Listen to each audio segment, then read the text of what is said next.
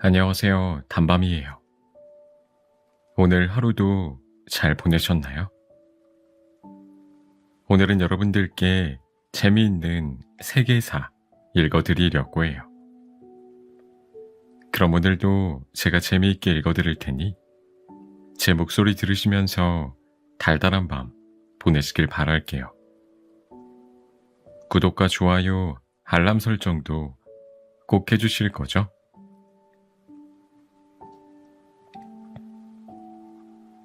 나일강의 비옥한 토지를 차지하기 위한 전쟁의 역사, 이집트 문명. 약 8,000년 전 나일강에서 시작된 국가, 고대 이집트는 수천 년 동안 비옥한 강가에서 농사를 지었기 때문에 고대 지중해 일대에서 가장 부유한 식량원을 가진 나라였습니다. 서쪽에 광대한 사막, 북쪽과 동쪽에 바다로 둘러싸인 안정적인 환경 덕분에 고대 이집트인은 낙관적인 세계관을 바탕으로 소박하고 평화로운 삶을 살고 있었죠. 이처럼 풍족한 환경 덕분에 위대한 문명이 꼽힐 수 있었고, 피라미드와 같은 불가능에 가까운 고대 건축물이 탄생했습니다. 이집트인이 꽃피운 찬란한 문화만 놓고 보면 이집트는 전쟁과 같은 어려움을 별로 겪지 않았다고 생각할 수도 있습니다. 하지만 이집트의 역사를 살펴보면 결코 마냥 평화롭지만은 않았어요. 주변 국가부터 멀리 유럽의 강대국까지 이집트의 비옥한 대지를 호시탐탐 노리고 있으니까요. 고대 이집트는 힉소스, 바다 민족, 히타이트, 페르시아, 마케도니아, 로마 등 온갖 민족의 침략을 끊임없이 받았습니다. 다양한 전략으로 침입자를 물리치긴 했지만 여러 차례 치러진 숱한 전쟁으로 이집트는 비용과 인력을 너무 많이 소진한 상태였습니다. 이제부터 이집트의 운명을 이끈 약 5,000년 문명의 여정과 외세 침략에 시달린 약 2,400년의 시기를 단숨에 따라가 보겠습니다. 나일강의 축복 속에서 탄생한 신비의 문명. 여러분, 세계에서 제일 긴 강은 어디일까요? 남아메리카 대륙을 가로로 가르지르는 아마존 강과 아프리카 대륙을 세로로 지나는 나일강은 수세기 동안 세계 1위의 자리를 놓고 대결했는데, 미국 정부와 기네스 세계 기록에서는 나일강을 세계 1위로 인정하고 있습니다. 나일강의 총 길이는 약 6,700km에 달하는데, 한반도 남북의 총 길이가 약 1,100km니까 한반도 전체를 세로로 6번이나 이어붙인 정도의 길이인 셈입니다. 거대한 길이의 나일강은 고맙게도 주기적으로 홍수와 범람을 반복하면서 주변의 토양을 흠뻑 적셔주었습니다. 그때마다 영양소를 듬뿍 머금은 땅은 비옥해졌고 각종 농작물을 수확하기 좋은 환경이 만들어졌습니다. 그렇기에 나일강 주위에 정착한 사람들은 강의 범람이 두렵지 않았습니다. 오히려 강이 범람하는 정확한 시기를 예측해서 적절한 농사 계획을 세울 수 있으니까요. 정기적인 홍수와 범람은 고대 이집트인에게 안정적인 식량 생산을 보장했을 뿐만 아니라 정확한 예측을 위한 천문학과 달력과 같은 학문의 발전도 이끌어냈습니다. 나일강의 정기적인 범람을 통해 시간의 흐름을 측정하는 방법을 개발해 1년을 365일로 정하는 태양력을 만든 게 무려 5천년 전이라니 놀라울 따름이지요. 또한 이집트인은 나일강을 통해 다른 지역과 물자나 문화를 교류하며 더욱 번성하게 됩니다. 게다가 서쪽으로는 광활한 사막이 펼쳐지고 북쪽과 동쪽으로는 바다가 둘러싸니 외세의 침략으로부터 비교적 안전한 환경까지 갖췄던 셈입니다. 이집트인들의 삶은 평화롭고 여유로웠기 때문에 이 행복을 죽음 이후에도 누리고자 했어요. 사후세계를 믿으며 영혼 불멸 사상을 가진 이집트인들의 세계관을 내세적 세계관이라고 합니다. 반면 외적이 사방에서 침입하기 좋은 개방적 지형에서 살던 메소포타미아 문명인은 사후세계까지 생각할 여유도 없이 당장 먹고 살기가 바쁘고 힘들었기 때문에 현생의 행복에 집중하는 현세적 세계관을 가지게 됐지요. 시간이 흘러 이집트에는 도시와 계급, 국가가 형성됐는데요. 기원전 4천년경에 이르자 남쪽의 상이집트와 북쪽의 하이집트라는 두 개의 왕국이 탄생했고, 기원전 3000년경에는 메네스가 이집트를 통일하며 본격적인 초기 왕조 시대를 열었습니다. 그 뒤에 이집트 통일 왕조는 크게 고왕국, 중왕국, 신왕국 시대로 나뉘는데요. 고왕국 시대는 피라미드가 건설되기 시작한 이집트 최초의 융성기라 피라미드 시대라고 불립니다.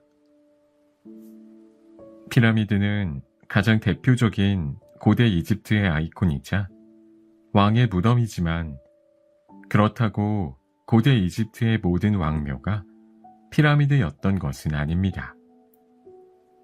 피라미드는 고대 이집트 역사 속에서 특정 시기에만 왕의 무덤으로 사용되었고, 12왕조 시대 이후엔 피라미드가 더 이상 왕묘로 사용되지 않았어요. 파라오라고 불린 고대 이집트의 왕은 통치자를 넘어 신적인 존재였기 때문에 절대적인 권력을 누렸는데, 파라오의 권력이 강해지고 사회가 안정될수록 피라미드는 더 거대해졌습니다. 이집트 최초의 피라미드는 고왕국 시대 파라오인 조세르의 피라미드입니다. 우리에게 익숙한 모양과는 다르게 계단식으로 만들어졌지요. 조세르의 피라미드를 설계한 주인공은 유능한 재상이었던 이모테프입니다.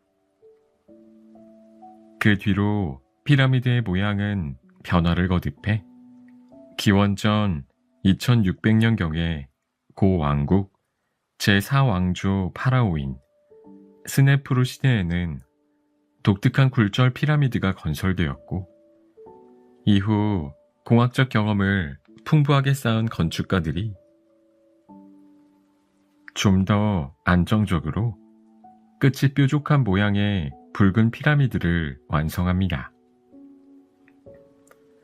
스네프루의 뒤를 이은 파라오인 쿠프, 카프레, 멘카우르는 기자의 거대한 피라미드를 건설했는데, 이 피라미드 단지는 가히 걸작으로 평가됩니다.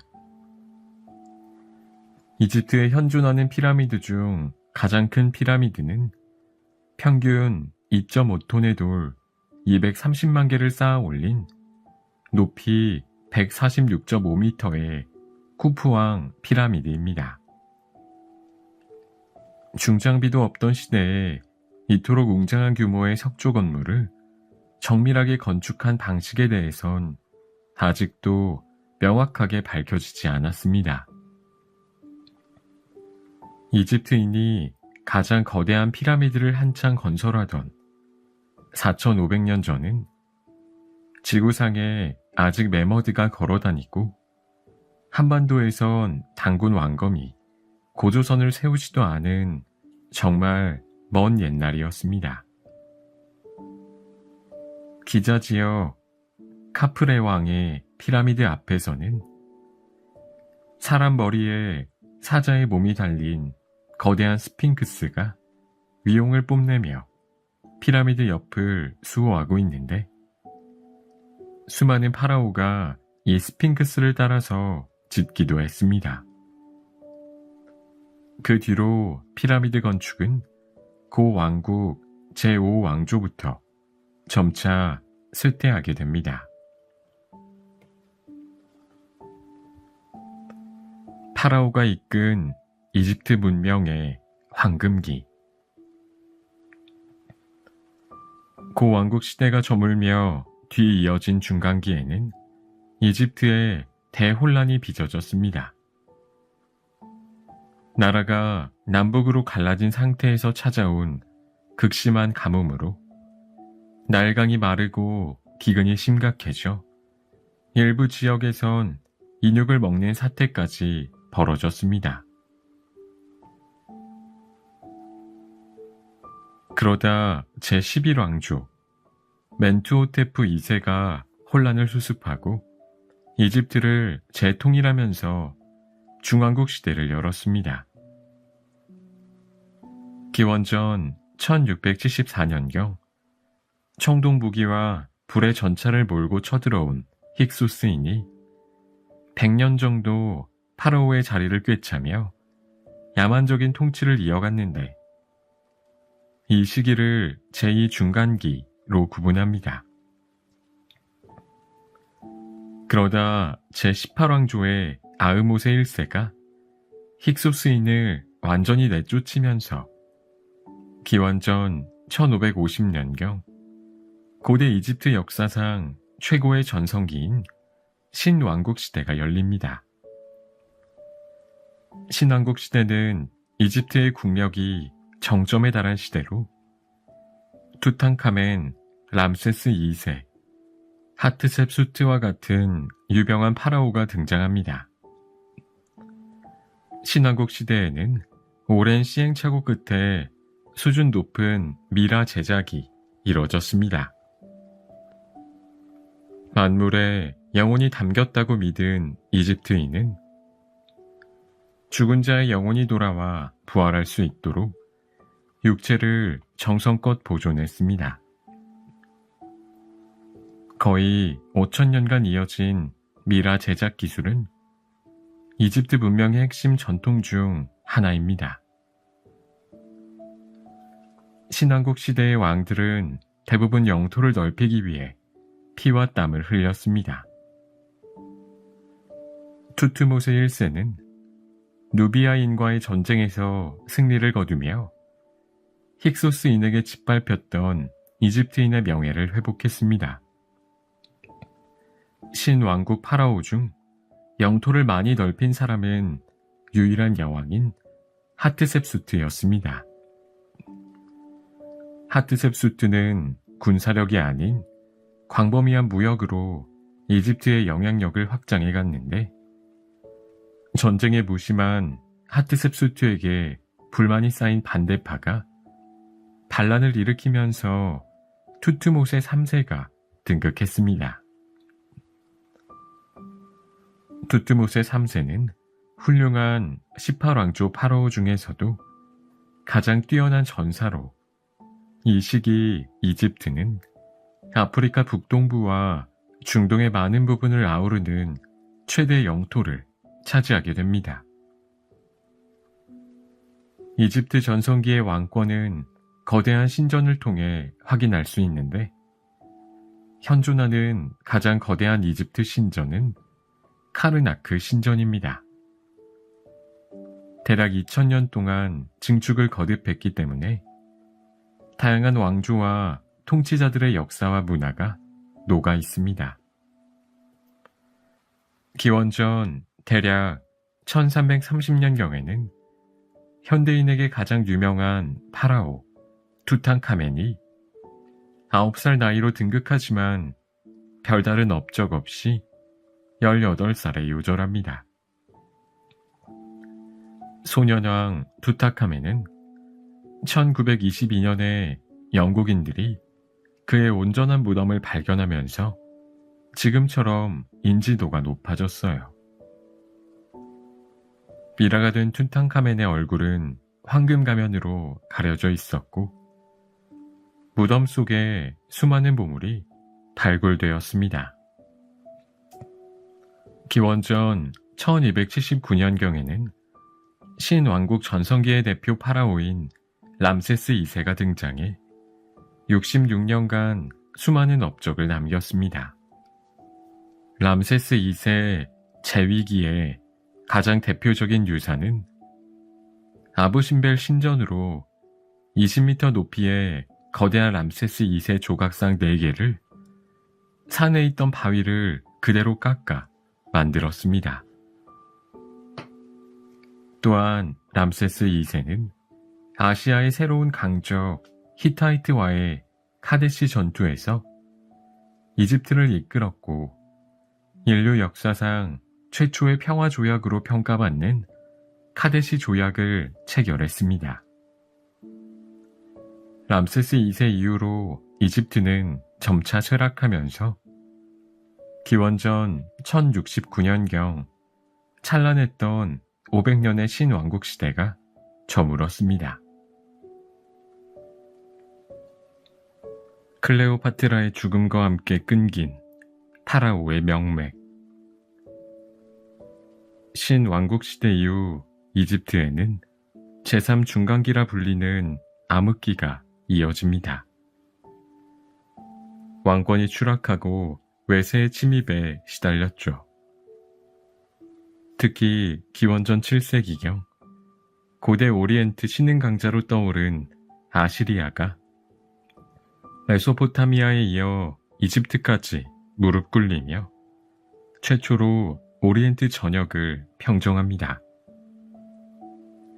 오리엔트는 서양에서 바라본 동쪽의 세계를 이르는 말로 고대 이집트와 메소포타미아를 포함합니다.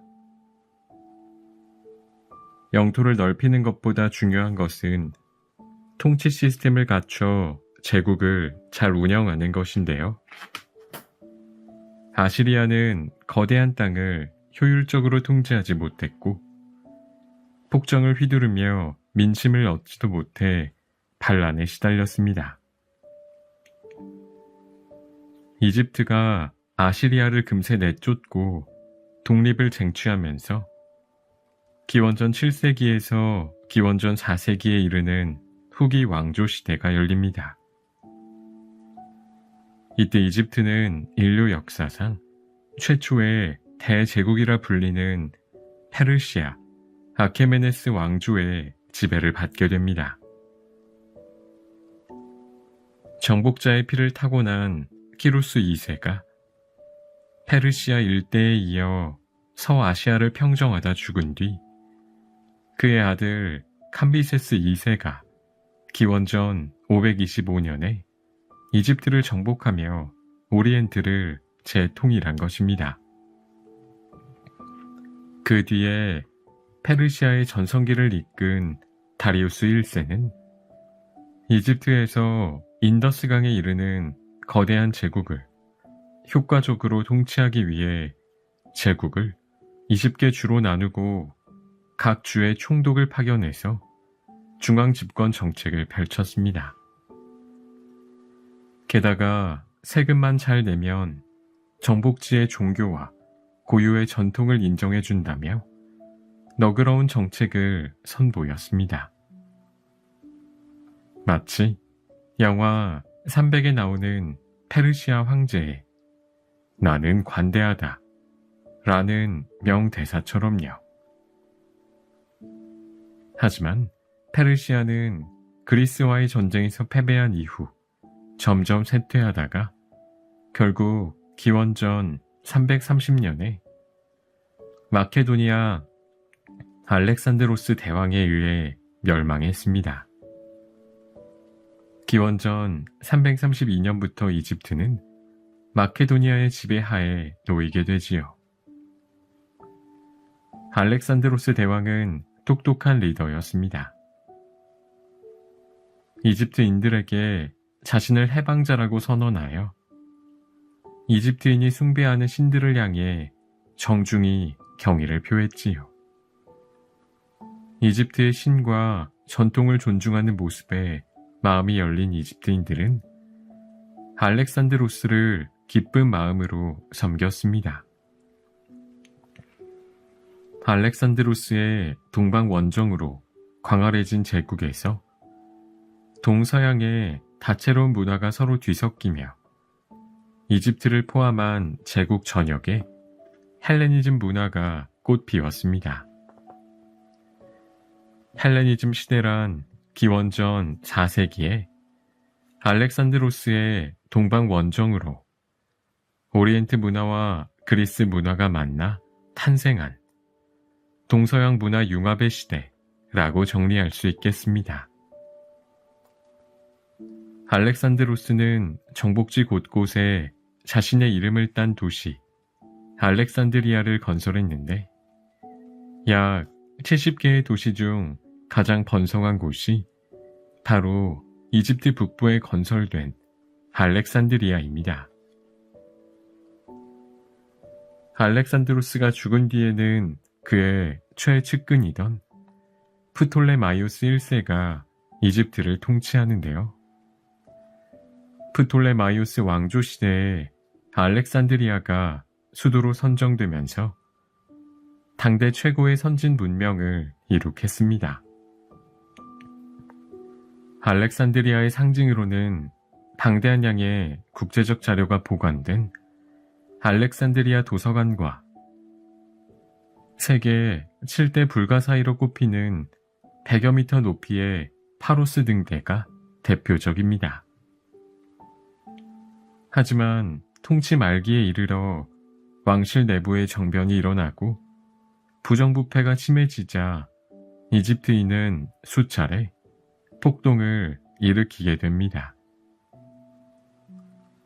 이집트인의 폭동에 겁먹은 프톨레마이오스 왕조는 동맹국 로마에 의존하게 됩니다.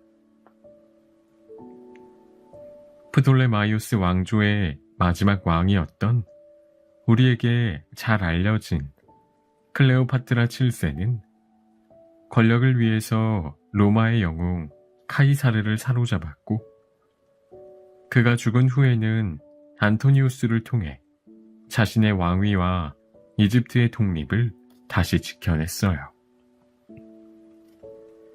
안토니우스와 클레오파트라의 연합군이 악티움 해전에서 옥타비아누스에게 패배한 이후 안토니우스와 클레오파트라는 스스로 생을 마감했고 이로써 이집트에서는 파라오의 명맥이 완전히 끊겼습니다.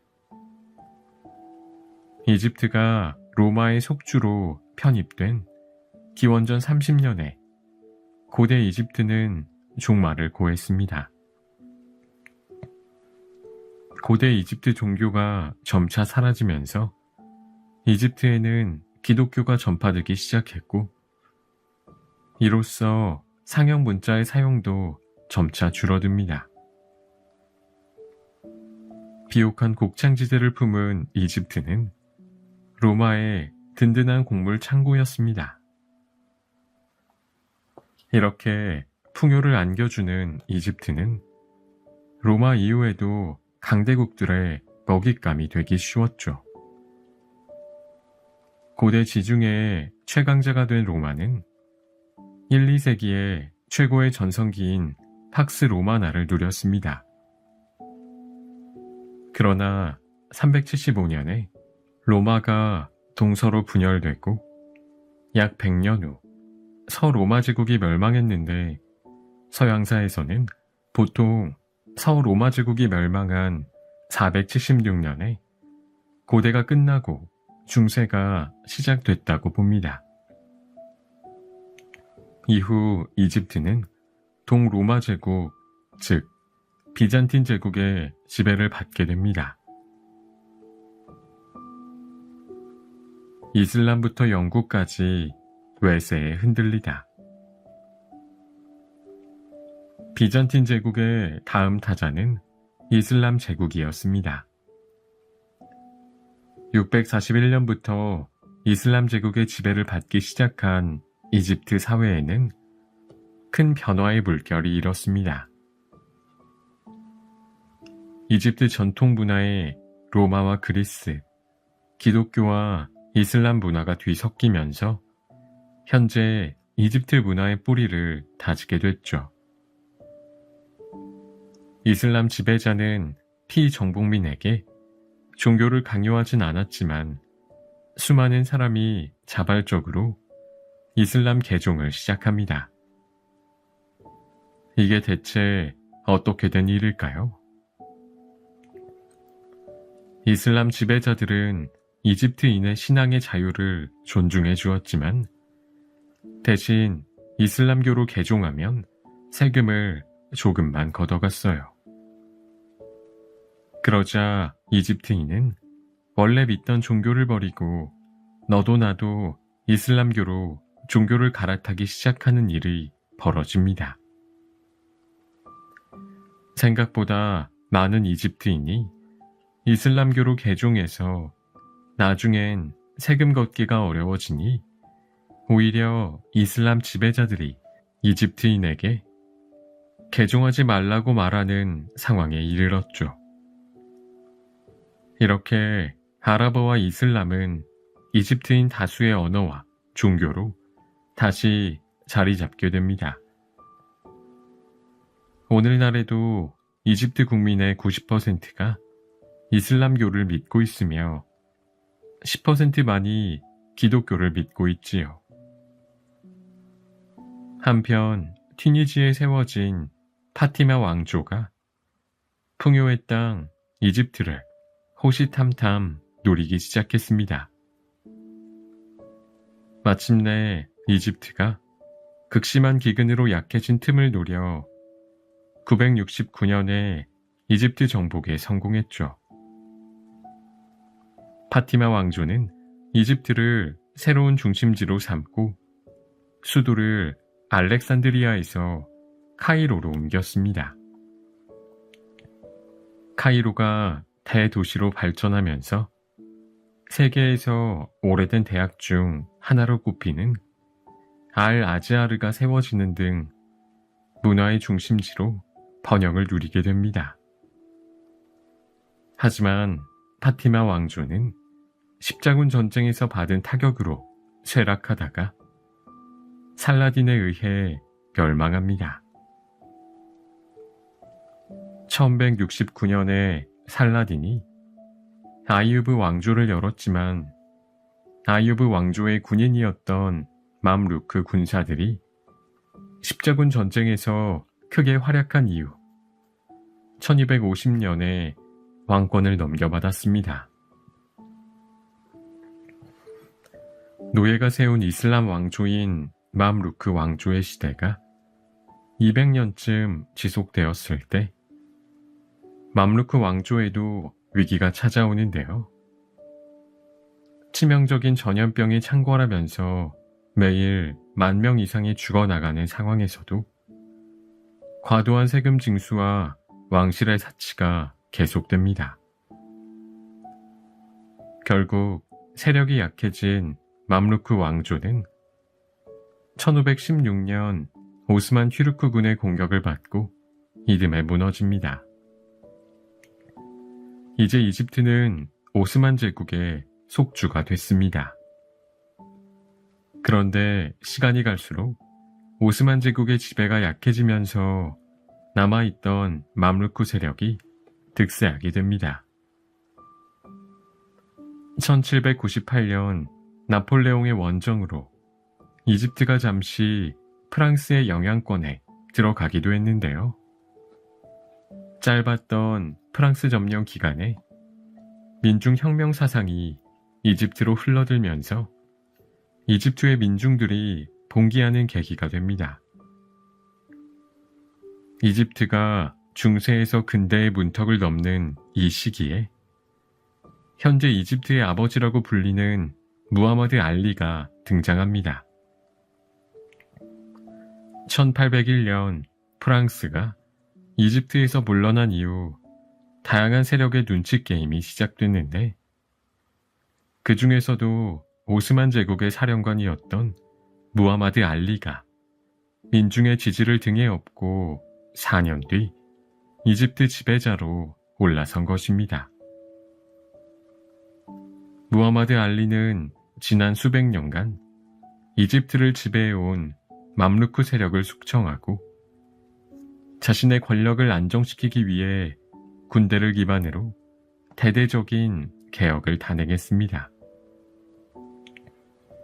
무하마드 알리가 적극적으로 나라를 뜯어고치자 이집트는 중동에서 가장 빠르게 서구화되기 시작했습니다. 1869년에는 세계 최대의 수에즈 운하가 화려하게 개통됩니다. 하지만 빛이 있으면 그림자도 짙은 법. 무리한 강제 노역으로 인해 수많은 이집트인이 과로와 영양실조로 죽어갔고 정부는 파산에 이르렀습니다. 결국 수에즈 운하를 탐내던 영국에게 주식을 팔아야 했는데요. 수에즈 운하의 경영권을 쥐게 된 영국은 이집트 내정에 깊게 개입하기 시작합니다. 1914년 영국은 급기야 이집트를 왕령 식민지로 병합하려 합니다. 이집트인의 격렬한 반대로 겨우 무산됐지만 이집트는 영국의 보호국 신세가 되고 말았죠. 영국의 간섭과 이집트인에 대한 차별과 폭력은 이집트인의 분노를 일으켰고 이때 세계에 불어닥친 민족 자결주의 열풍에 힘입어 이집트에도 격렬한 독립운동이 일어납니다. 5년 뒤인 1919년 영국의 간섭에 분노한 이집트인들이 일으킨 독립혁명을 시작으로 3년 뒤 마침내 이집트 왕국으로 독립하게 됩니다. 하지만 10년도 더 지난 1936년에도 수에즈 운하에는 영국군이 계속 주둔했고 2차 세계대전 기간에도 계속해서 영국에 끌려다니면서 독립국의 지위를 거의 누리지 못합니다. 갈등과 전쟁으로 물든 풍요의 땅. 제2차 세계대전이 끝난 후 영국은 팔레스타인에서 손을 뗐지만 이제는 아랍인과 유대인이 팔레스타인을 서로 가지려고 싸우기 시작했습니다. 이스라엘의 독립선언에 반발한 시리아, 레바논, 이라크, 이집트, 요르단이 아랍연합군을 결성하여 공격을 개시한 이른바 제1차 중동전쟁이 발발합니다. 보잘것없는 전력의 이스라엘군과 영국식 군사교육을 받은 아랍연합의 싸움. 언뜻 봐도 게임이 안 될 것 같지만 놀라운 반전이 일어납니다. 이스라엘군은 절박감이라는 최종 병기로 결국 도시를 지켜냈고 이집트가 속한 아랍연합군은 분열되며 결국 전쟁에서 패배합니다. 당시 이집트의 국왕 파르쿠 1세는 사치에 빠져 있었고 나란 일에 관심이 없었는데 이 와중에 전쟁의 패전까지 하니 나라가 시끄러웠죠. 이 틈을 타 이집트 군인 출신 가말 압델 나세르가 쿠데타를 일으켜 1956년 대통령에 취임합니다. 이로써 이집트의 군주제는 사라지고 공화국의 역사가 시작됩니다. 이집트 초대 대통령 나세르는 수에즈 운하의 국유화를 선언했습니다. 이에 반발한 영국과 프랑스, 그리고 선박 통과를 금지당해서 뿔이 난 이스라엘이 이집트를 공격합니다. 이것이 1956년에 일어난 제2차 중동 전쟁입니다. 당시 미국 정부는 자신들과 상의도 없이 과격한 전쟁을 벌인 세 국가에 분노했고 유엔의 중재로 1년 뒤 전쟁이 종교됩니다. 전쟁의 결과로 영국과 프랑스는 수에즈 운하의 소유권을 완전히 상실했고 나세르를 중심으로 아랍 민족주의가 단결하게 됩니다. 1958년에는 이집트와 시리아가 한 나라로 합쳐 아랍연합공화국이 됩니다. 그러나 서로 다른 국가를 무리하게 합치려니 통합 운영에 문제가 발생했고 3년 뒤 시리아의 독립선언으로 다시 분리됩니다. 이후 1967년 이스라엘이 이집트, 요르단, 시리아의 선제 공격을 감행한 뒤 단 6일 만에 대승을 거둔 6.1 전쟁이라 불리는 제3차 중동 전쟁이 일어났지요. 1971년에는 나세르에 이어 안와르 사다트가 대통령이 됩니다. 사다트는 잃어버린 수에즈 운하 동쪽 시나이 반도를 되찾기 위해 이를 갈고 복수를 계획했어요. 2년 뒤 제4차 중동전쟁이 발생합니다. 이 전쟁으로 중동의 석유 수출 기구 국가들이 석유 수출을 줄이고 원유 가격을 인상하면서 오일 쇼크가 일어나죠. 1981년 사다트는 이슬람 과격파에 의해 암살당했고 부통령인 호스니 무바라크가 대통령이 되어 철권을 휘두릅니다. 2011년 아랍의 봄 민주화 시위로 무바라크가 축출되고 민주주의 정부가 세워지는데요. 하지만 이슬람주의를 강조하며 종교와 정치를 결합하려는 세력과 정치와 종교를 분리하려는 세속주의 세력 사이에 긴장이 계속되었습니다. 결국 집권 1년 만에 대규모 반정부 시위가 일어나면서 이슬람주의인 무르시 정권이 축출되고 2014년 세속주의 세력의 지지를 등에 업은 압델 파타 엘시시가 대통령에 당선되고 오늘날에 이르게 됩니다. 고대 이집트의 찬란한 문명 이후로 4차례 중동전쟁을 겪으며 격동의 현대사가 펼쳐진 이집트. 피라미드에 새겨진 이집트의 신들은 지금 이집트를 보면 무슨 생각을 하고 있을까요? 천하 패권을 차지하기 위한 중국의 역사, 황하 문명. 삼국지를 읽어본 사람이라면 중국 역사를 흥미진진하게 기억하고 있을 텐데요. 사실 삼국지가 그린 시대는 중국 역사에서 극히 일부에 속할 정도로 중국의 넓은 영토에서 정말 많은 국가가 흥망을 거듭했습니다. 아주 길고 복잡한 중국 역사를 지금부터 명료하게 정리해 볼게요. 세계에서 인류 문명이 가장 먼저 꽃피운 곳을 흔히 4대 문명이라고 부르는데요. 4대 문명의 발상지는 큰 강과 온화한 기후라는 공통점을 가지고 있습니다. 메소포타미아의 티그리스와 유프라테스 강, 이집트의 나일강, 인도의 인더스강에 이어 중국의 황하강 지역에서도 동아시아에서 가장 오래된 황하 문명이 시작됩니다. 북중국을 가로지르는 황하강의 이름은 누런 색깔에서 비롯됐는데 유난히 강물이 황토색인 이유는 작은 미립자의 황토가 섞여 있기 때문입니다.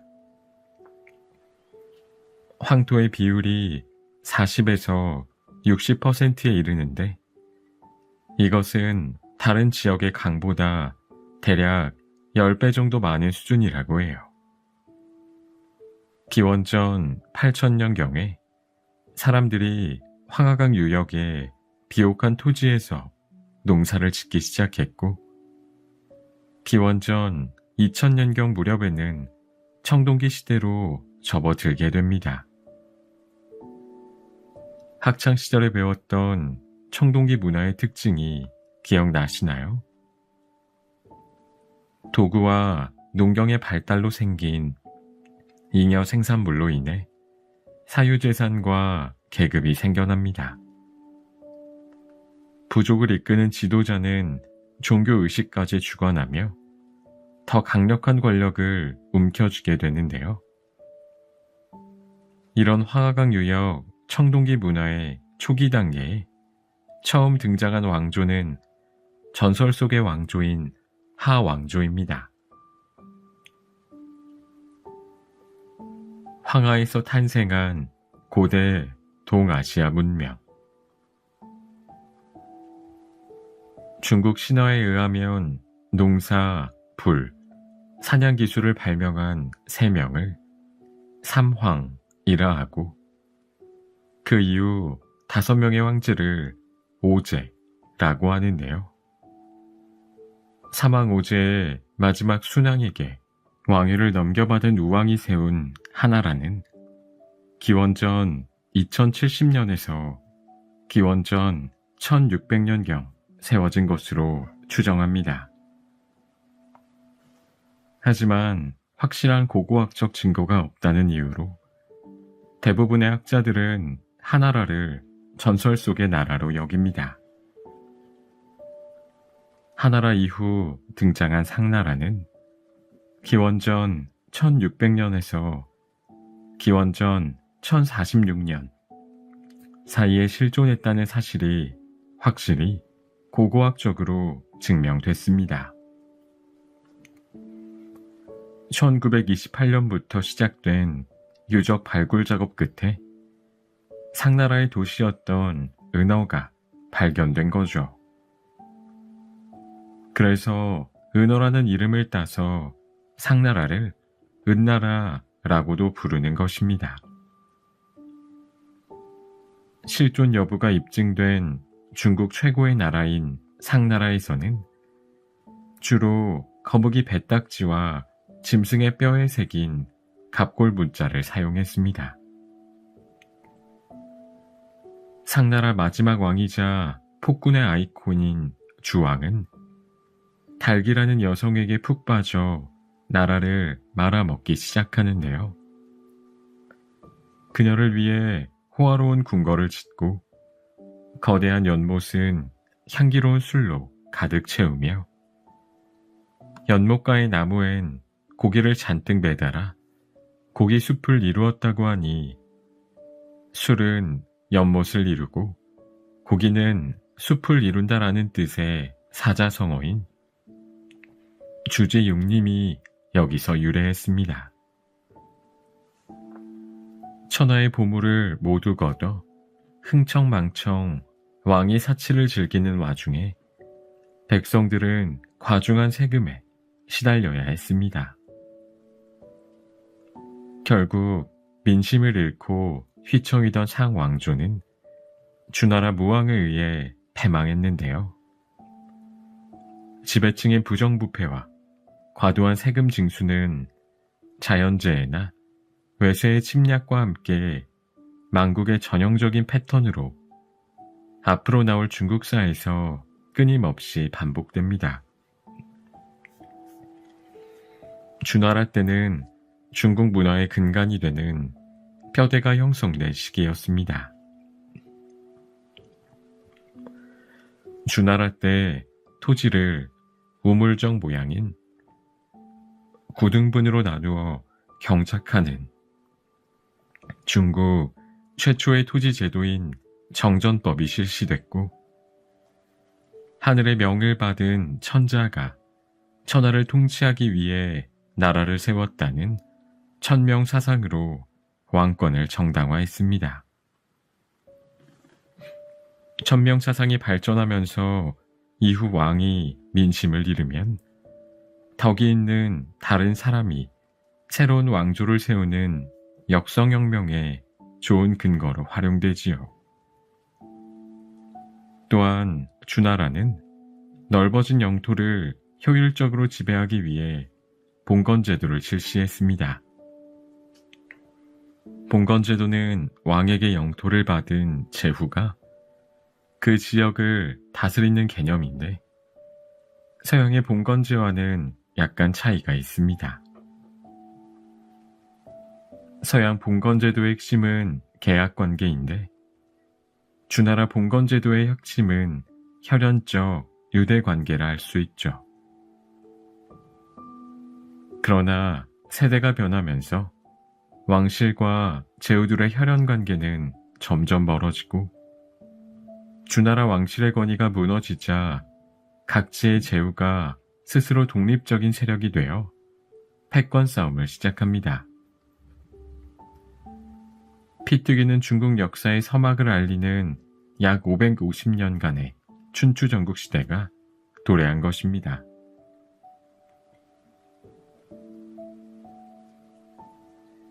야만의 시대를 끝낸 제자 백가의 출현.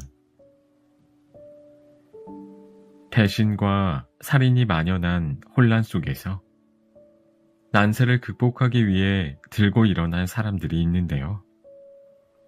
유가, 법가, 도가 등의 학파를 형성한 제자 백가입니다. 공자, 맹자, 순자, 노자 등 이름만 들어도 걸출한 사상가들이 다 속해 있는 제자 백가는 사륙이 난무하는 세상 속에서 사상과 문화의 최대 번영기를 꽃 피우게 됩니다. 또한 이 시기 중국 발전의 원동력 중 하나는 철제 농기구의 발명이었는데요. 이를 통해 농업 생산력이 점차 증가하게 됩니다. 춘추 전국 시대의 5개의 강국을 춘추 5패라고 하며, 전국 시대에 서로 세력을 떨치던 7나라를 전국 칠웅이라고 합니다.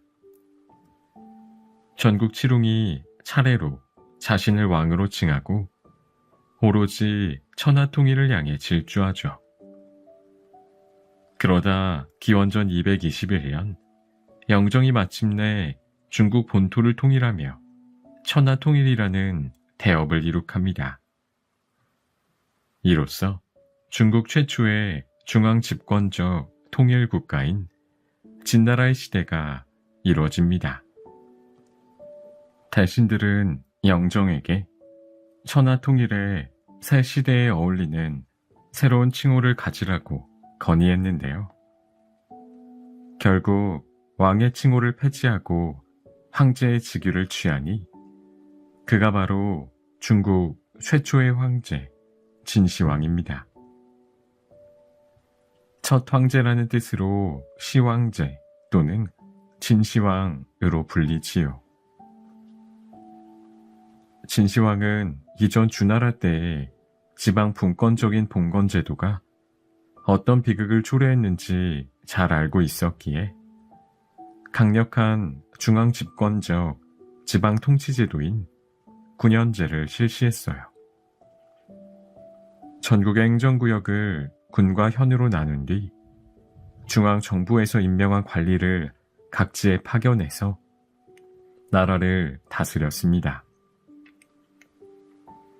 또한 전국 시대에 제각각이었던 문자나 화폐도 통일하면서 체제를 표준화했습니다. 또한 진시황은 황제의 권위를 만방에 알리고자 화려한 건축물을 건설하기 시작합니다. 특히 수백만 명의 백성의 피와 땀으로 건설한 만리장성이 대표적이죠. 하지만 진시황의 업적만 있는 것은 아닙니다. 진시황은 사상 통제를 위해 자신에게 비판을 일삼는 선비들을 생매장했고, 자신의 정치에 방해가 된다고 여겨지는 책을 불태워버리니 이것이 분서갱요입니다. 기원전 210년 진시황이 죽자 또다시 각지에서 반란이 일어납니다. 이때 유방과 항우가 연합하여 진을 무너뜨린 다음 서로 전국 통일을 향한 사투를 시작합니다. 초나라 항우와 한나라 유방의 싸움. 그 기록이 바로 그 유명한 초안지입니다. 초와 한의 싸움은 한의 승리로 끝났고 중국 최초의 평민 출신 황제 유방이 이끄는 한나라의 시대가 열립니다. 한나라는 200년 넘게 중앙집권 국가를 유지하는데 특히 모제 때는 아시아에서 최고로 부강한 다민족 국가로 부상합니다. 모제는 장건을 서역으로 파견했고 이를 통해 동서교역을 위한 실크로드를 개척하게 됩니다. 한나라는 외척 왕망이 세운 신나라에 의해 잠시 명맥이 끊기는데요. 유수 광무제가 신나라를 멸하고 다시 새롭게 한을 재건합니다. 이를 후한이라고 해요. 후한의 국방력은 크게 강화되고 영토가 확장됩니다.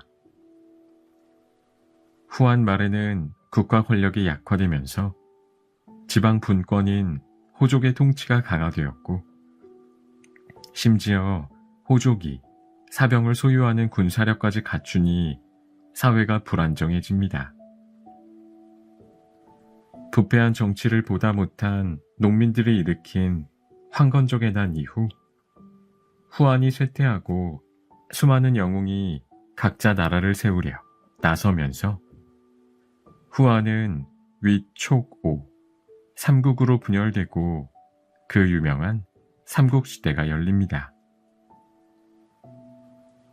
삼국시대는 위나라의 조조와 총나라의 유비 그리고 오나라의 손권이 대립하다 결국 총나라는 위나라에 멸망하고 위나라는 사마염이 새롭게 진나라를 세우며 멸망합니다.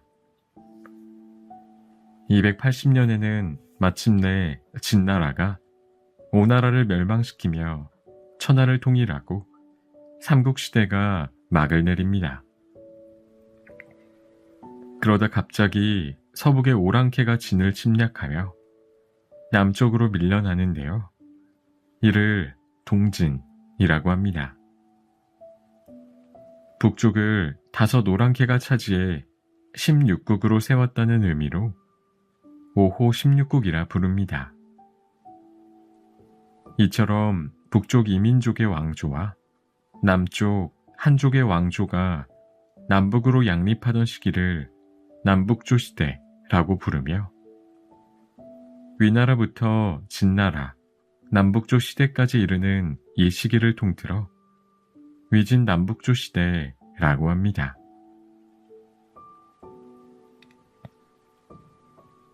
나일강의 비옥한 토지를 차지하기 위한 전쟁의 역사, 이집트 문명.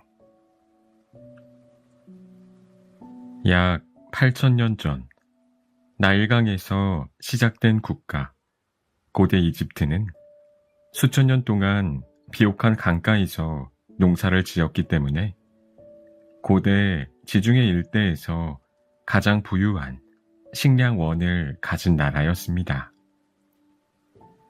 서쪽에 광대한 사막, 북쪽과 동쪽에 바다로 둘러싸인 안정적인 환경 덕분에 고대 이집트인은 낙관적인 세계관을 바탕으로 소박하고 평화로운 삶을 살고 있었죠. 이처럼 풍족한 환경 덕분에 위대한 문명이 꽃필 수 있었고, 피라미드와 같은 불가능에 가까운 고대 건축물이 탄생했습니다. 이집트인이 꽃피운 찬란한 문화만 놓고 보면 이집트는 전쟁과 같은 어려움을 별로 겪지 않았다고 생각할 수도 있습니다. 하지만 이집트의 역사를 살펴보면 결코 마냥 평화롭지만은 않았어요. 주변 국가부터 멀리 유럽의 강대국까지 이집트의 비옥한 대지를 호시탐탐 노리고 있으니까요.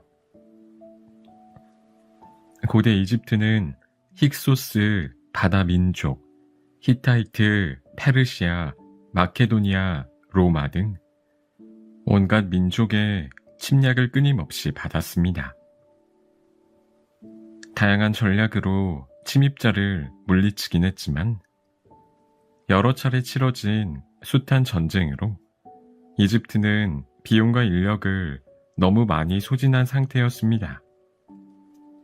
이제부터 이집트의 운명을 이끈 약 5,000년 문명의 여정과 외세 침략에 시달린 약 2,400년의 시기를 단숨에 따라가 보겠습니다. 나일강의 축복 속에서 탄생한 신비의 문명. 여러분, 세계에서 제일 긴 강은 어디일까요?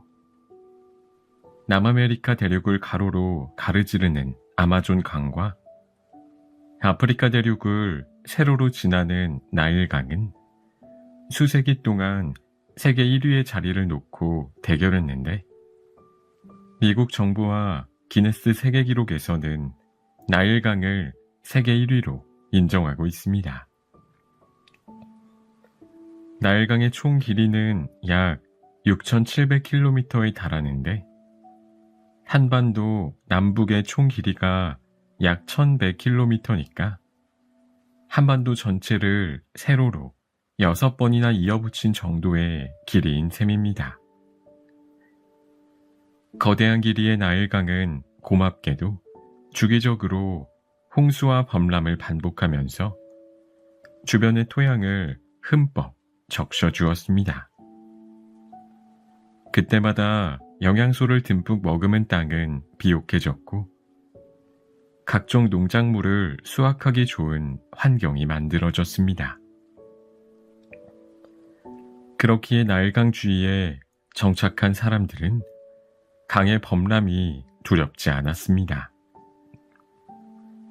오히려 강이 범람하는 정확한 시기를 예측해서 적절한 농사 계획을 세울 수 있으니까요.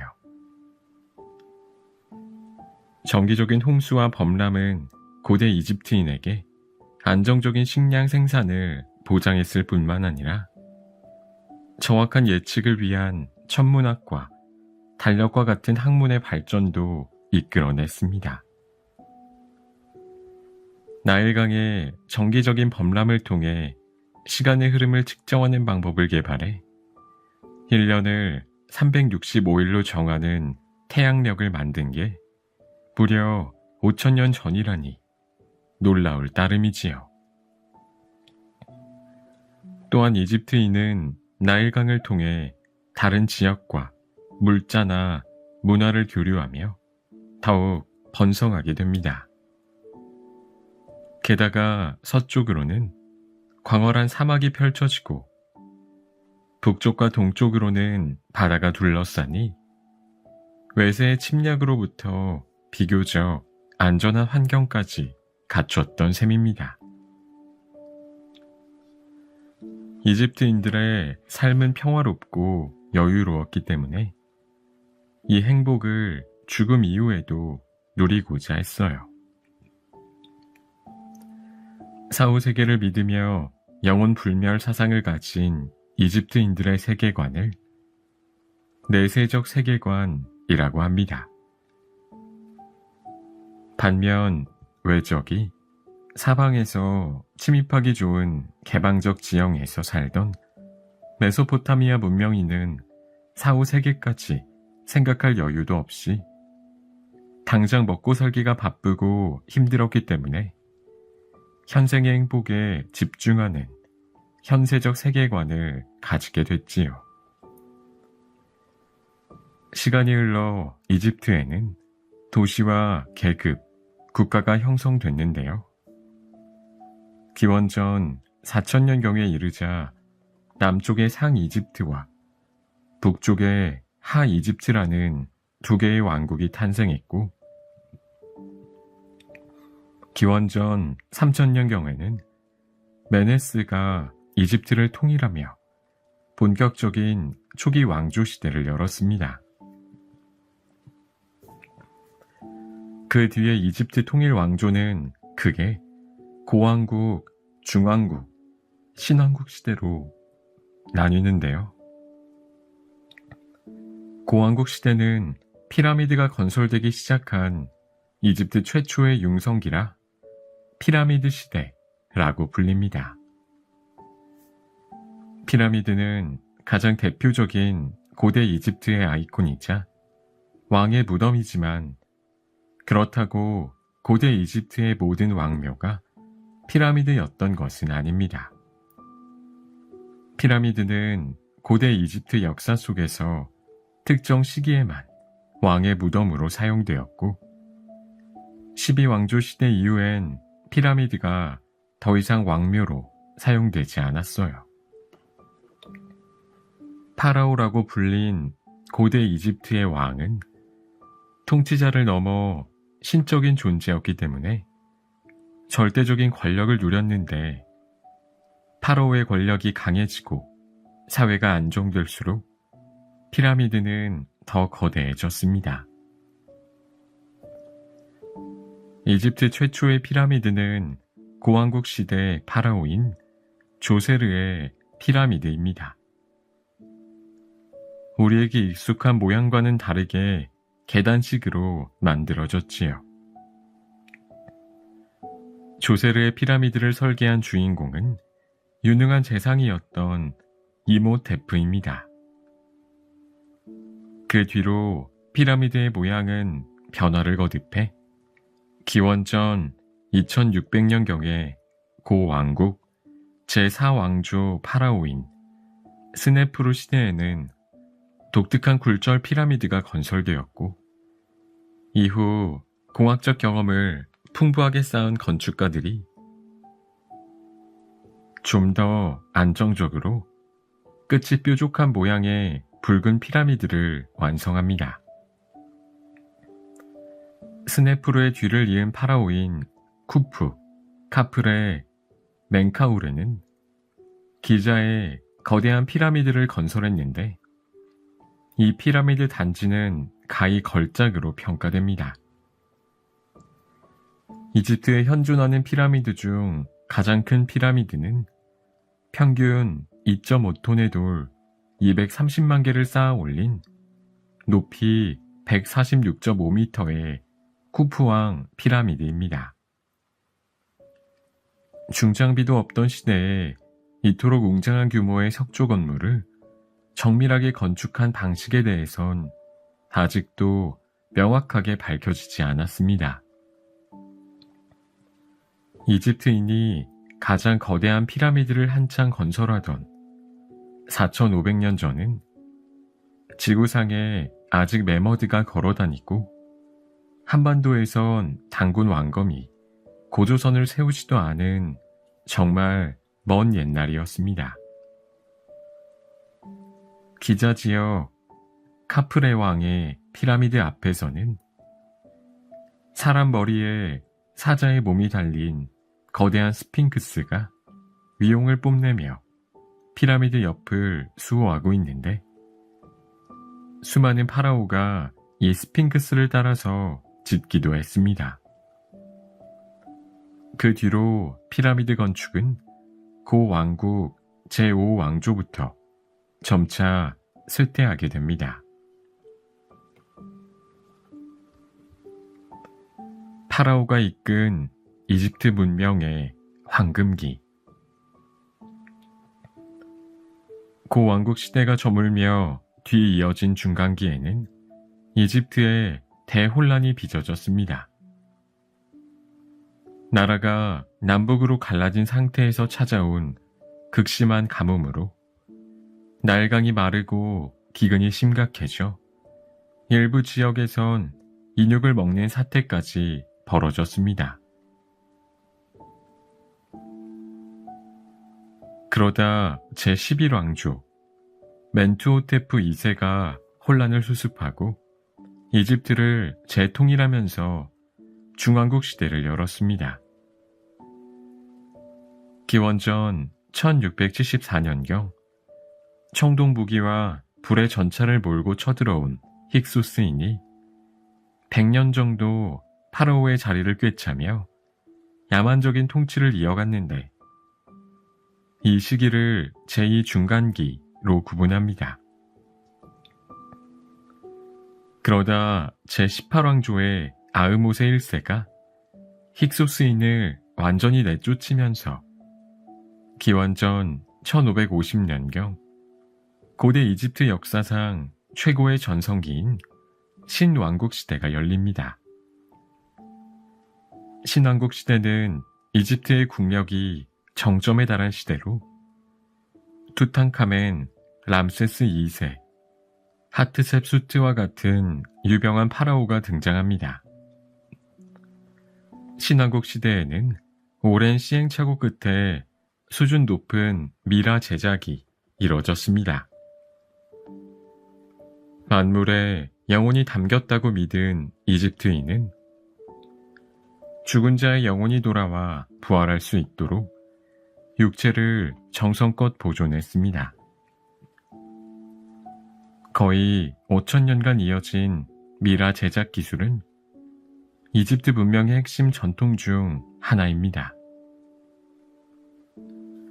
신왕국 시대의 왕들은 대부분 영토를 넓히기 위해 피와 땀을 흘렸습니다.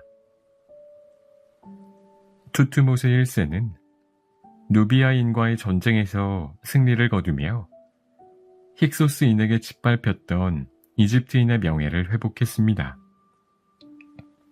신왕국 파라오 중 영토를 많이 넓힌 사람은 유일한 여왕인 하트셉수트였습니다. 하트셉수트는 군사력이 아닌 광범위한 무역으로 이집트의 영향력을 확장해 갔는데, 전쟁에 무심한 하트셉수트에게 불만이 쌓인 반대파가 반란을 일으키면서 투트모세 3세가 등극했습니다. 투트모세 3세는 훌륭한 18왕조 파라오 중에서도 가장 뛰어난 전사로 이 시기 이집트는 아프리카 북동부와 중동의 많은 부분을 아우르는 최대 영토를 차지하게 됩니다. 이집트 전성기의 왕권은 거대한 신전을 통해 확인할 수 있는데, 현존하는 가장 거대한 이집트 신전은 카르나크 신전입니다. 대략 2000년 동안 증축을 거듭했기 때문에 다양한 왕조와 통치자들의 역사와 문화가 녹아 있습니다. 기원전 대략 1330년경에는 현대인에게 가장 유명한 파라오 투탕카멘이 9살 나이로 등극하지만 별다른 업적 없이 18살에 요절합니다. 소년왕 투타카멘은 1922년에 영국인들이 그의 온전한 무덤을 발견하면서 지금처럼 인지도가 높아졌어요. 미라가 된 툰탕카멘의 얼굴은 황금 가면으로 가려져 있었고 무덤 속에 수많은 보물이 발굴되었습니다. 기원전 1279년경에는 신왕국 전성기의 대표 파라오인 람세스 2세가 등장해 66년간 수많은 업적을 남겼습니다. 람세스 2세 재위기의 가장 대표적인 유산은 아부신벨 신전으로 20m 높이의 거대한 람세스 2세 조각상 4개를 산에 있던 바위를 그대로 깎아 만들었습니다. 또한 람세스 2세는 아시아의 새로운 강적 히타이트와의 카데시 전투에서 이집트를 이끌었고 인류 역사상 최초의 평화조약으로 평가받는 카데시 조약을 체결했습니다. 람세스 2세 이후로 이집트는 점차 쇠락하면서 기원전 1069년경 찬란했던 500년의 신왕국 시대가 저물었습니다. 클레오파트라의 죽음과 함께 끊긴 파라오의 명맥. 신왕국 시대 이후 이집트에는 제3중간기라 불리는 암흑기가 이어집니다. 왕권이 추락하고 외세의 침입에 시달렸죠. 특히 기원전 7세기경 고대 오리엔트 신흥 강자로 떠오른 아시리아가 메소포타미아에 이어 이집트까지 무릎 꿇리며 최초로 오리엔트 전역을 평정합니다. 오리엔트는 서양에서 바라본 동쪽의 세계를 이르는 말로 고대 이집트와 메소포타미아를 포함합니다. 영토를 넓히는 것보다 중요한 것은 통치 시스템을 갖춰 제국을 잘 운영하는 것인데요. 아시리아는 거대한 땅을 효율적으로 통제하지 못했고 폭정을 휘두르며 민심을 얻지도 못해 반란에 시달렸습니다. 이집트가 아시리아를 금세 내쫓고 독립을 쟁취하면서 기원전 7세기에서 기원전 4세기에 이르는 후기 왕조 시대가 열립니다. 이때 이집트는 인류 역사상 최초의 대제국이라 불리는 페르시아 아케메네스 왕조의 지배를 받게 됩니다. 정복자의 피를 타고난 키루스 2세가 페르시아 일대에 이어 서아시아를 평정하다 죽은 뒤 그의 아들 캄비세스 2세가 기원전 525년에 이집트를 정복하며 오리엔트를 재통일한 것입니다. 그 뒤에 페르시아의 전성기를 이끈 다리우스 1세는 이집트에서 인더스강에 이르는 거대한 제국을 효과적으로 통치하기 위해 제국을 20개 주로 나누고 각 주에 총독을 파견해서 중앙집권 정책을 펼쳤습니다.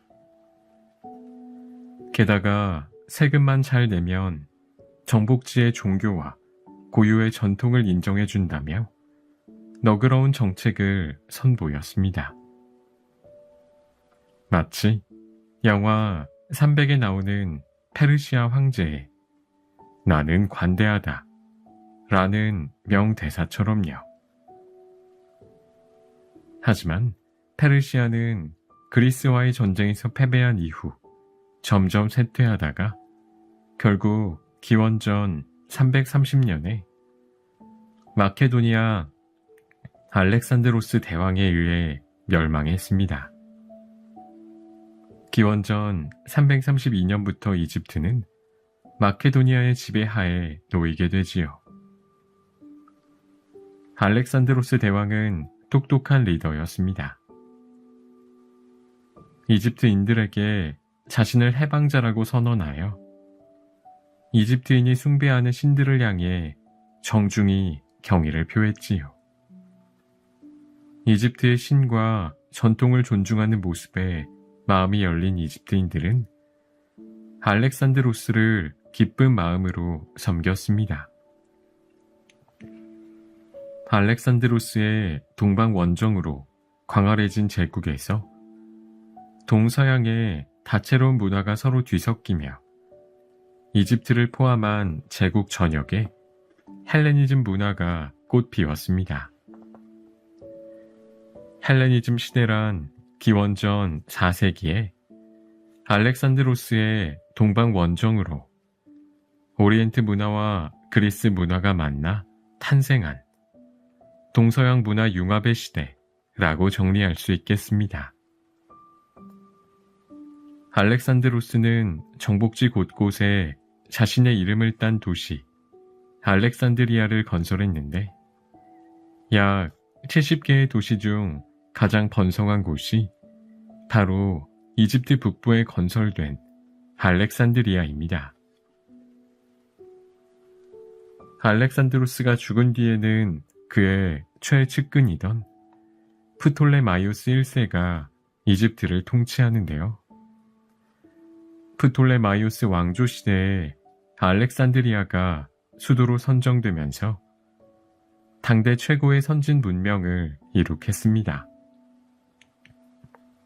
알렉산드리아의 상징으로는 방대한 양의 국제적 자료가 보관된 알렉산드리아 도서관과 세계 7대 불가 사이로 꼽히는 100여 미터 높이의 파로스 등대가 대표적입니다.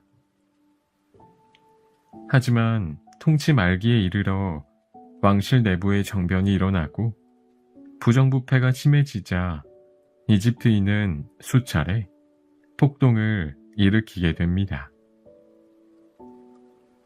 이집트인의 폭동에 겁먹은 프톨레마이오스 왕조는 동맹국 로마에 의존하게 됩니다. 프톨레마이오스 왕조의 마지막 왕이었던 우리에게 잘 알려진 클레오파트라 7세는 권력을 위해서 로마의 영웅 카이사르를 사로잡았고 그가 죽은 후에는 안토니우스를 통해 자신의 왕위와 이집트의 독립을 다시 지켜냈어요. 안토니우스와 클레오파트라의 연합군이 악티움 해전에서 옥타비아누스에게 패배한 이후 안토니우스와 클레오파트라는 스스로 생을 마감했고 이로써 이집트에서는 파라오의 명맥이 완전히 끊겼습니다. 이집트가 로마의 속주로 편입된 기원전 30년에 고대 이집트는 종말을 고했습니다. 고대 이집트 종교가 점차 사라지면서 이집트에는 기독교가 전파되기 시작했고 이로써 상형 문자의 사용도 점차 줄어듭니다. 비옥한 곡창지대를 품은 이집트는 로마의 든든한 곡물 창고였습니다. 이렇게 풍요를 안겨주는 이집트는 로마 이후에도 강대국들의 먹잇감이 되기 쉬웠죠. 고대 지중해의 최강자가 된 로마는 1, 2세기에 최고의 전성기인 팍스 로마나를 누렸습니다. 그러나 375년에 로마가 동서로 분열되고 약 100년 후 서로마 제국이 멸망했는데 서양사에서는 보통 서로마 제국이 멸망한 476년에 고대가 끝나고 중세가 시작됐다고 봅니다. 이후 이집트는 동로마 제국, 즉 비잔틴 제국의 지배를 받게 됩니다. 이슬람부터 영국까지 외세에 흔들리다. 비잔틴 제국의 다음 타자는 이슬람 제국이었습니다. 641년부터 이슬람 제국의 지배를 받기 시작한 이집트 사회에는 큰 변화의 물결이 일었습니다. 이집트 전통 문화에 로마와 그리스, 기독교와 이슬람 문화가 뒤섞이면서 현재 이집트 문화의 뿌리를 다지게 됐죠. 이슬람 지배자는 피정복민에게 종교를 강요하진 않았지만 수많은 사람이 자발적으로 이슬람 개종을 시작합니다. 이게 대체 어떻게 된 일일까요? 이슬람 지배자들은 이집트인의 신앙의 자유를 존중해 주었지만 대신 이슬람교로 개종하면 세금을 조금만 걷어갔어요. 그러자 이집트인은 원래 믿던 종교를 버리고 너도 나도 이슬람교로 종교를 갈아타기 시작하는 일이 벌어집니다. 생각보다 많은 이집트인이 이슬람교로 개종해서 나중엔 세금 걷기가 어려워지니 오히려 이슬람 지배자들이 이집트인에게 개종하지 말라고 말하는 상황에 이르렀죠. 이렇게 아랍어와 이슬람은 이집트인 다수의 언어와 종교로 다시 자리 잡게 됩니다. 오늘날에도 이집트 국민의 90%가 이슬람교를 믿고 있으며 10%만이 기독교를 믿고 있지요. 한편 튀니지에 세워진 파티마 왕조가 풍요의 땅 이집트를 호시탐탐 노리기 시작했습니다. 마침내 이집트가 극심한 기근으로 약해진 틈을 노려 969년에 이집트 정복에 성공했죠. 파티마 왕조는 이집트를 새로운 중심지로 삼고 수도를 알렉산드리아에서 카이로로 옮겼습니다. 카이로가 대도시로 발전하면서 세계에서 오래된 대학 중 하나로 꼽히는 알-아즈하르가 세워지는 등 문화의 중심지로 번영을 누리게 됩니다. 하지만 파티마 왕조는 십자군 전쟁에서 받은 타격으로 쇠락하다가 살라딘에 의해 멸망합니다. 1169년에 살라딘이 아이유브 왕조를 열었지만 아이유브 왕조의 군인이었던 맘루크 군사들이 십자군 전쟁에서 크게 활약한 이후 1250년에 왕권을 넘겨받았습니다. 노예가 세운 이슬람 왕조인 맘루크 왕조의 시대가 200년쯤 지속되었을 때 맘루크 왕조에도 위기가 찾아오는데요. 치명적인 전염병이 창궐하면서 매일 10,000명 이상이 죽어나가는 상황에서도 과도한 세금 징수와 왕실의 사치가 계속됩니다. 결국 세력이 약해진 맘루크 왕조는 1516년 오스만 튀르크군의 공격을 받고 이듬해 무너집니다. 이제 이집트는 오스만 제국의 속주가 됐습니다. 그런데 시간이 갈수록 오스만 제국의 지배가 약해지면서 남아있던 맘루크 세력이 득세하게 됩니다. 1798년 나폴레옹의 원정으로 이집트가 잠시 프랑스의 영향권에 들어가기도 했는데요. 짧았던 프랑스 점령 기간에 민중혁명 사상이 이집트로 흘러들면서 이집트의 민중들이 봉기하는 계기가 됩니다.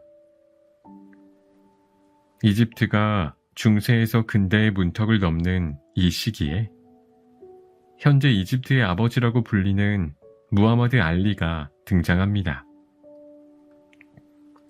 1801년 프랑스가 이집트에서 물러난 이후 다양한 세력의 눈치 게임이 시작됐는데 그 중에서도 오스만 제국의 사령관이었던 무하마드 알리가 민중의 지지를 등에 업고 4년 뒤 이집트 지배자로 올라선 것입니다.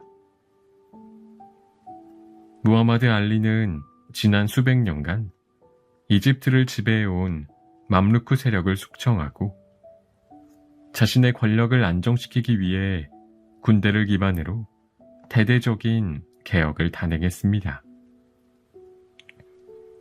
무하마드 알리가 적극적으로 나라를 뜯어고치자 이집트는 중동에서 가장 빠르게 서구화되기 시작했습니다.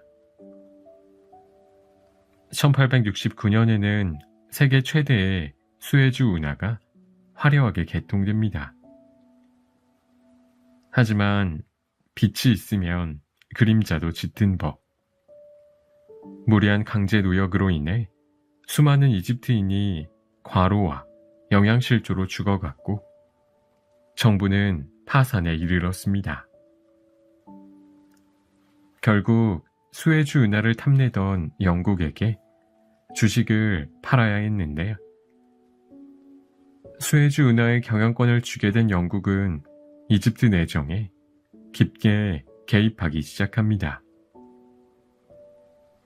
1914년 영국은 급기야 이집트를 왕령 식민지로 병합하려 합니다. 이집트인의 격렬한 반대로 겨우 무산됐지만 이집트는 영국의 보호국 신세가 되고 말았죠. 영국의 간섭과 이집트인에 대한 차별과 폭력은 이집트인의 분노를 일으켰고 이때 세계에 불어닥친 민족 자결주의 열풍에 힘입어 이집트에도 격렬한 독립운동이 일어납니다. 5년 뒤인 1919년 영국의 간섭에 분노한 이집트인들이 일으킨 독립혁명을 시작으로 3년 뒤 마침내 이집트 왕국으로 독립하게 됩니다.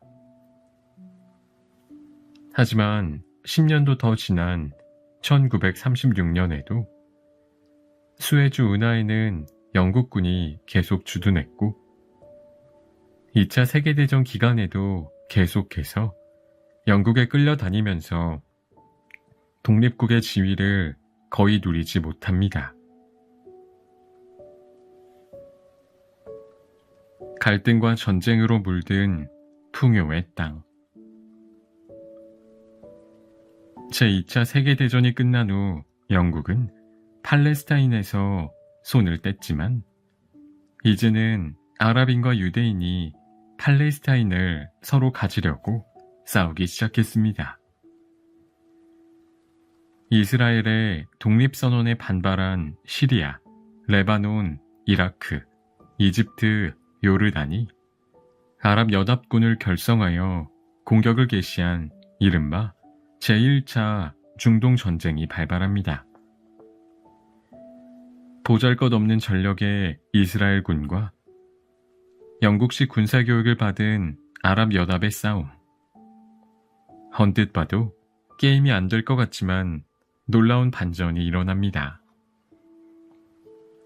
이스라엘군은 절박감이라는 최종 병기로 결국 도시를 지켜냈고 이집트가 속한 아랍연합군은 분열되며 결국 전쟁에서 패배합니다.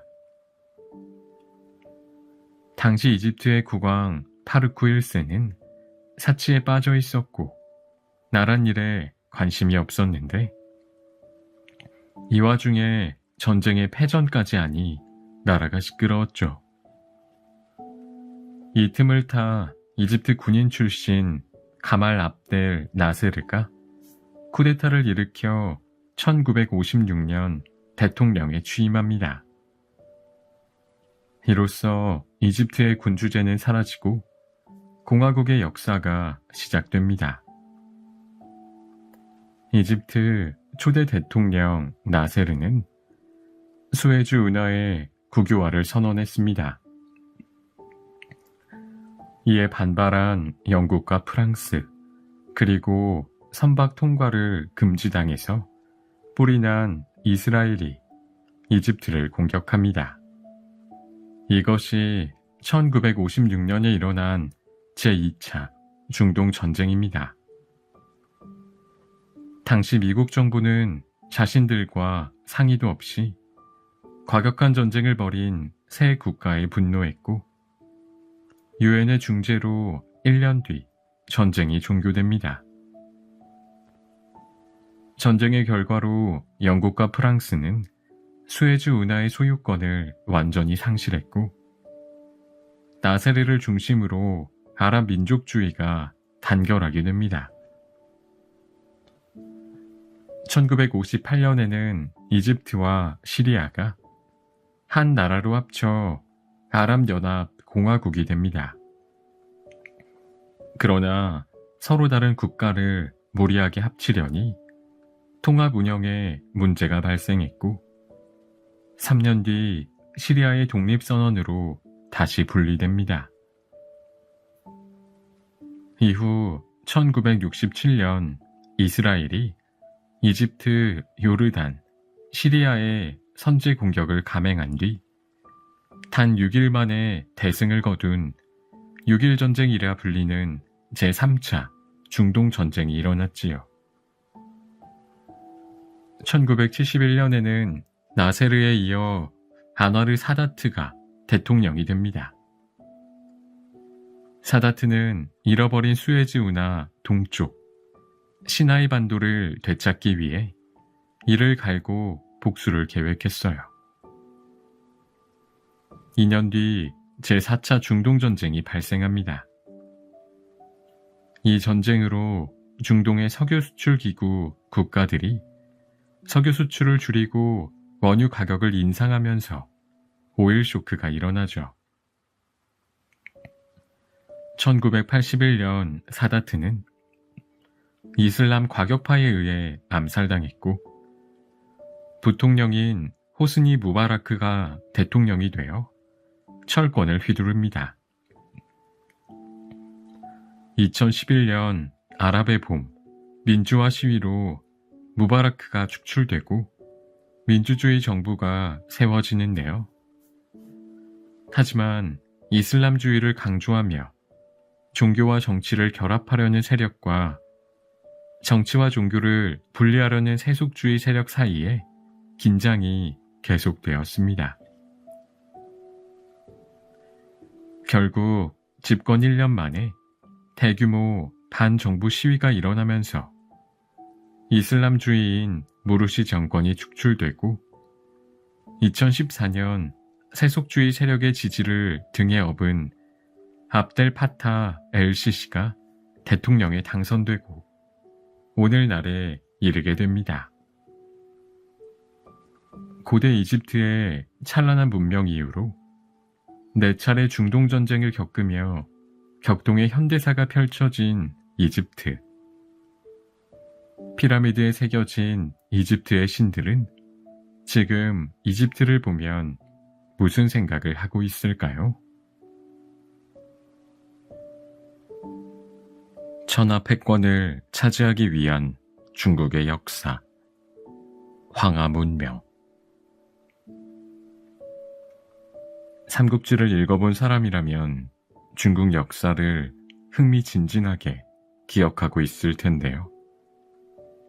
사실 삼국지가 그린 시대는 중국 역사에서 극히 일부에 속할 정도로 중국의 넓은 영토에서 정말 많은 국가가 흥망을 거듭했습니다. 아주 길고 복잡한 중국 역사를 지금부터 명료하게 정리해 볼게요.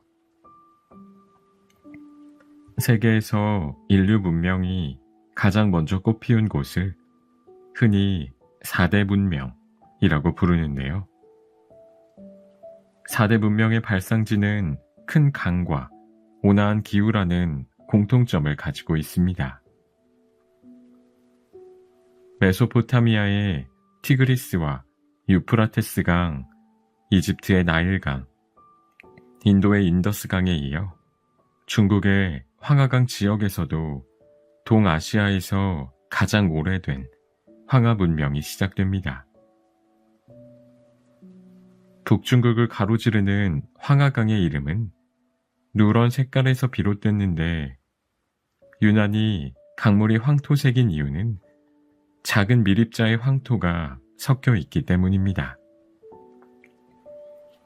황토의 비율이 40에서 60%에 이르는데 이것은 다른 지역의 강보다 대략 10배 정도 많은 수준이라고 해요.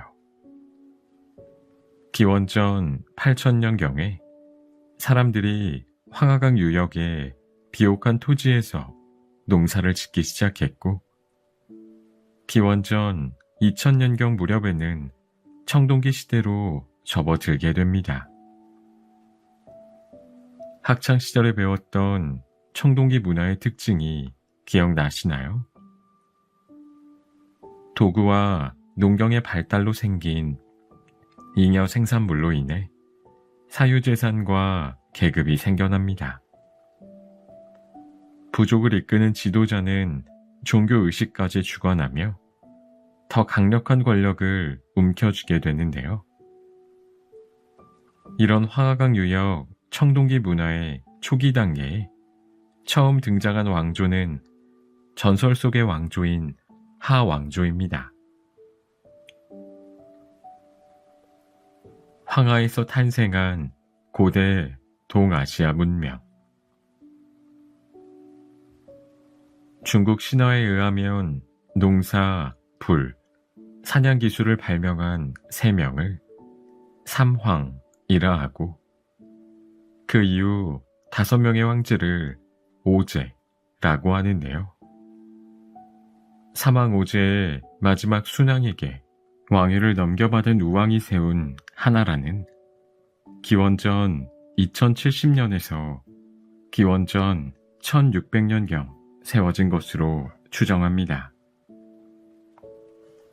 하지만 확실한 고고학적 증거가 없다는 이유로 대부분의 학자들은 하나라를 전설 속의 나라로 여깁니다.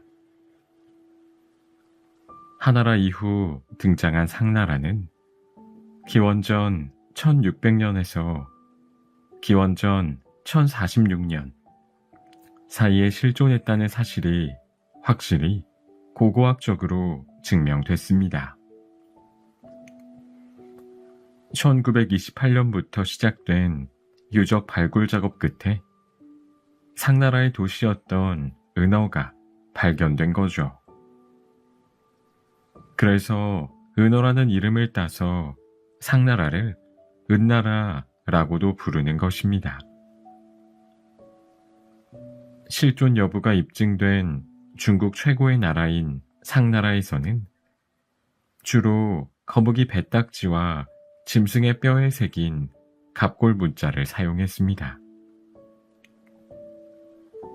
상나라 마지막 왕이자 폭군의 아이콘인 주왕은 달기라는 여성에게 푹 빠져 나라를 말아먹기 시작하는데요. 그녀를 위해 호화로운 궁궐을 짓고 거대한 연못은 향기로운 술로 가득 채우며 연못가의 나무엔 고기를 잔뜩 매달아 고기 숲을 이루었다고 하니 술은 연못을 이루고 고기는 숲을 이룬다라는 뜻의 사자성어인 주제육림이 여기서 유래했습니다. 천하의 보물을 모두 걷어 흥청망청 왕의 사치를 즐기는 와중에 백성들은 과중한 세금에 시달려야 했습니다. 결국 민심을 잃고 휘청이던 상왕조는 주나라 무왕에 의해 패망했는데요. 지배층의 부정부패와 과도한 세금 징수는 자연재해나 외세의 침략과 함께 망국의 전형적인 패턴으로 앞으로 나올 중국사에서 끊임없이 반복됩니다. 주나라 때는 중국 문화의 근간이 되는 뼈대가 형성된 시기였습니다. 주나라 때 토지를 우물정 모양인 9등분으로 나누어 경작하는 중국 최초의 토지 제도인 정전법이 실시됐고, 하늘의 명을 받은 천자가 천하를 통치하기 위해 나라를 세웠다는 천명사상으로 왕권을 정당화했습니다. 천명사상이 발전하면서 이후 왕이 민심을 잃으면 덕이 있는 다른 사람이 새로운 왕조를 세우는 역성혁명의 좋은 근거로 활용되지요. 또한 주나라는 넓어진 영토를 효율적으로 지배하기 위해 봉건제도를 실시했습니다. 봉건제도는 왕에게 영토를 받은 제후가 그 지역을 다스리는 개념인데, 서양의 봉건제와는 약간 차이가 있습니다. 서양 봉건제도의 핵심은 계약관계인데, 주나라 봉건제도의 핵심은 혈연적 유대관계라 할 수 있죠. 그러나 세대가 변하면서 왕실과 제후들의 혈연관계는 점점 멀어지고, 주나라 왕실의 권위가 무너지자 각지의 제후가 스스로 독립적인 세력이 되어 패권 싸움을 시작합니다. 피뜨기는 중국 역사의 서막을 알리는 약 550년간의 춘추 전국시대가 도래한 것입니다.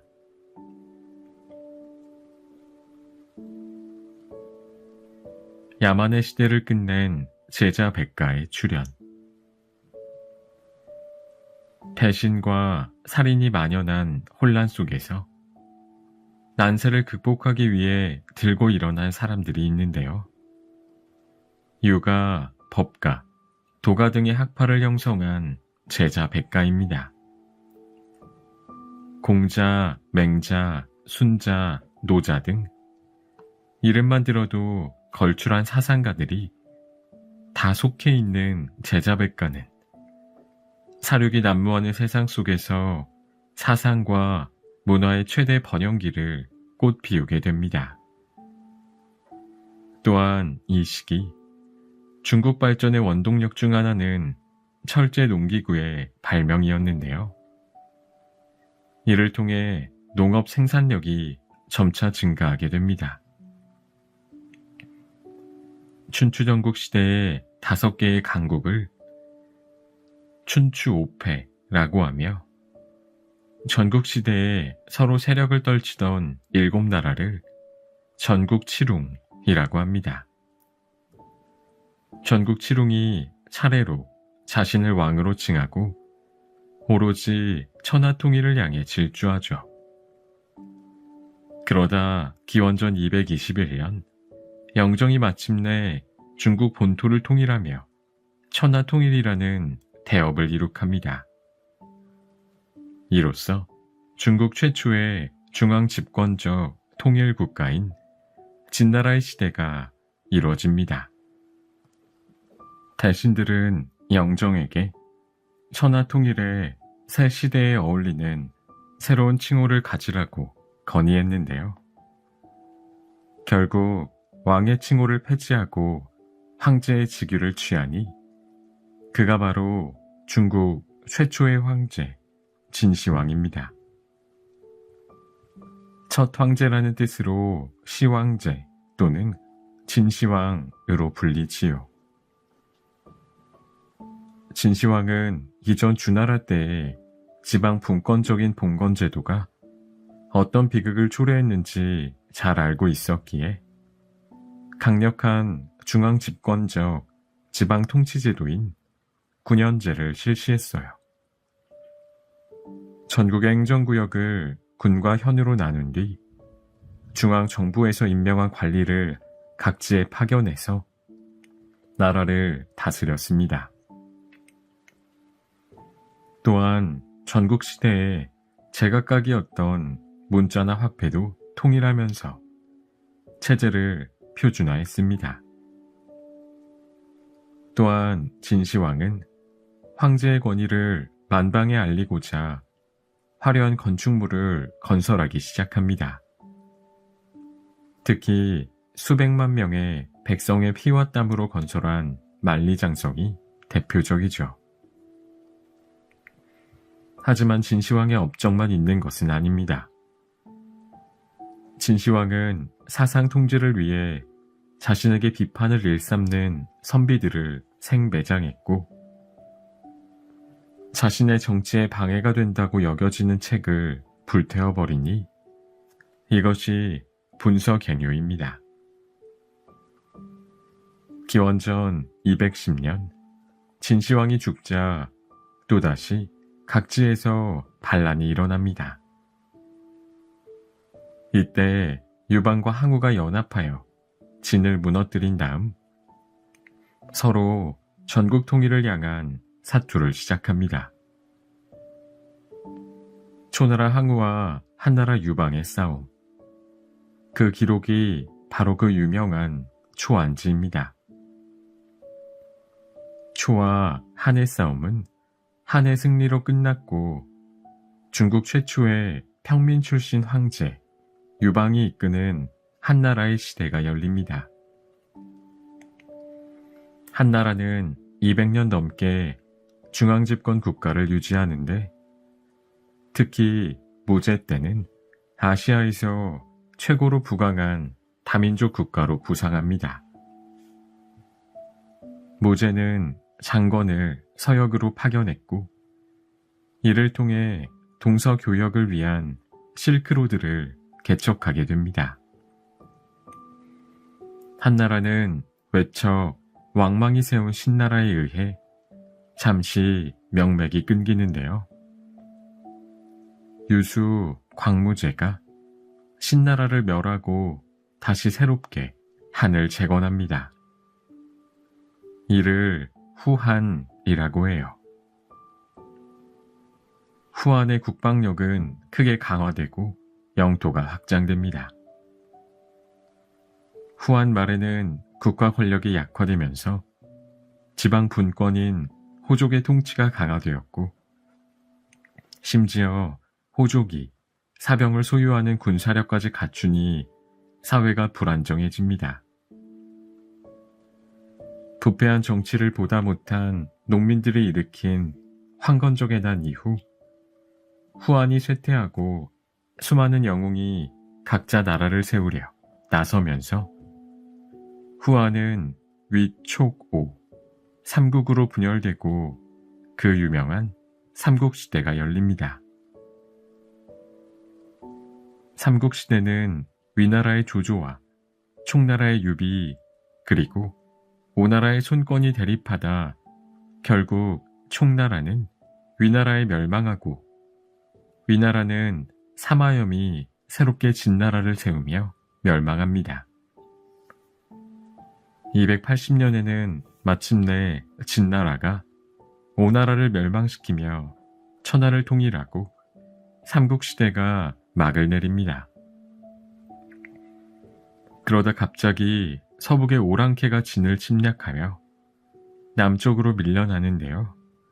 이를 동진이라고 합니다. 북쪽을 5 오랑캐가 차지해 16국으로 세웠다는 의미로 5호 16국이라 부릅니다. 이처럼 북쪽 이민족의 왕조와 남쪽 한족의 왕조가 남북으로 양립하던 시기를 남북조 시대라고 부르며 위나라부터 진나라, 남북조 시대까지 이르는 이 시기를 통틀어 위진 남북조 시대라고 합니다.